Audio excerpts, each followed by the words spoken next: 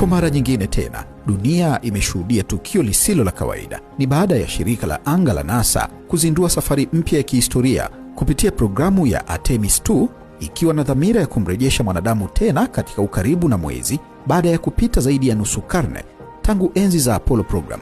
Ndani ya chombo hicho walikuwemo wanaanga 4, wakianza safari ambayo si ya kisayansi pekee, bali pia ya kihisia zaidi, safari ya kuvuka mipaka ya maarifa na uwezo wa kibinadamu. Tukio hili limeshuhudiwa kote duniani. Gumzo limebaki mtandaoni.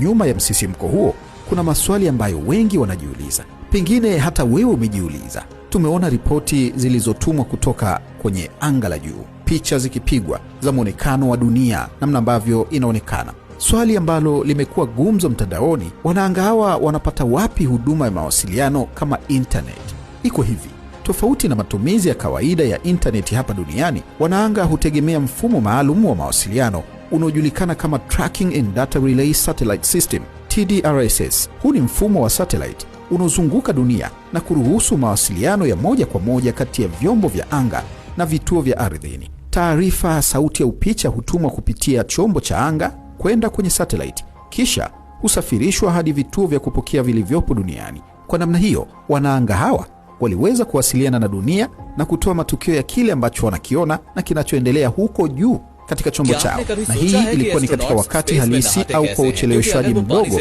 kulingana na umbali waliopo.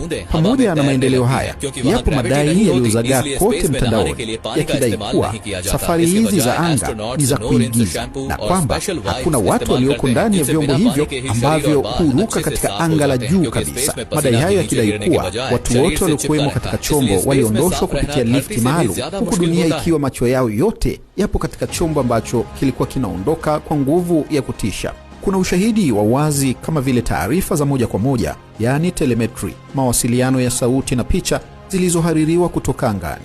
Kwa mantiki hiyo, hakuna msingi wa kuamini kuwa safari hizi ni za kugushi au katika vyombo vinavyokwenda anga la juu hakuna wanaanga ndani yake. Lakini pia ipo tafakari ambayo wengi inawaacha midomo wazi, kwamba mwanaanga anaporejea duniani baada ya muda mrefu angani, hali yake ya kiafya huwa imebadilika kwa kiasi fulani. Hii ni kwa sababu mwili wa binadamu umezoea mkandamizo wa dunia, gravitational force, ili hali huko angani hakuna mkandamizo huo, microgravity. Katika mazingira hayo, misuli hupungua nguvu yake kwa kuwa haitumiki kikamilifu, na mifupa hupoteza kiasi cha madini na kuwa dhaifu. Zaidi ya hapo, mfumo wa balansi ya mwili hubadilika, hali inayoweza kusababisha kizunguzungu au ugumu wa kutembea mara tu mwanaanga anaporudi duniani. Baadhi yao pia hupata mabadiliko ya uwezo wa kuona kutokana na mzunguko wa maji mwilini kuelekea sehemu ya kichwa. Hata hivyo, kupitia mazoezi maalum na uangalizi wa kitabibu, madhara haya hupungua hatua kwa hatua na mwili wake hurejea katika hali ya kawaida baada ya muda mrefu. Kwa undani wa taarifa hii, ifuatilie kupitia YouTube channel ya Main FM Tanzania.